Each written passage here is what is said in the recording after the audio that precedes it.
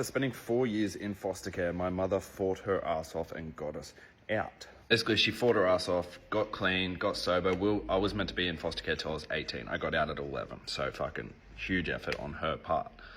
But she was living in a town called Windale. And if you don't know where Windale is, it's in Newcastle, New South Wales, and the government had a great idea of buying a bunch of real estate in a poverty area that wasn't really up and coming or anything, and put a bunch of ex-convicts and disability and housing commission homes in one area. So this is where we were living. So when you buy a bunch of real estate and put a bunch of poverty people in one certain area, it's never going to end well. But we were living there, and I remember it so vividly. There was a night every Friday at 6 p.m. on the dot, we would go to this food truck and get free hot dogs. I find it so funny now looking back that like poor people cannot stick to a routine of going and getting a job and sticking to a routine of waking up early and going to work and making money. But free hot dogs on Friday at 6 p.m, we never missed a night, never. And so because we had this routine of going there every Friday, someone knew that we would not be home and broke into our home and smashed everything up, took all our valuables, and we knew who did it, obviously, because my brother was in the wrong crowd now. And so we went to that person's home. It was my mum, me, my brother, a couple of his friends. And one of his friends is the key individual in this story because he was not a nice person.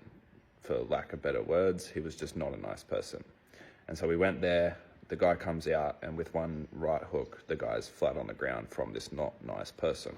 And so we never got our stuff back, but this brings us to this individual who my brother associated himself with.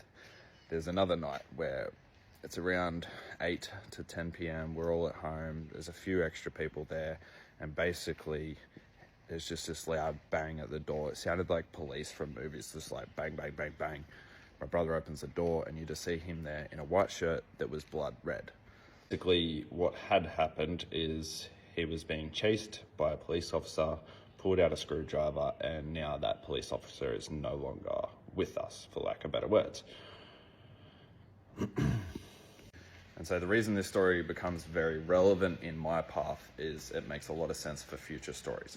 So this is the type of crowds we started to get involved in back then. And so if you're new here, my name's Thanyan. I've started a series called Every Fucking Day where I'm sharing something fucked up, good, bad, whatever, everything in between, from suicidal, deaths, fucked up stories, whatever you want to name them. And just to preface that it's just stories. This is just past. They do not mean a fucking thing with my life now.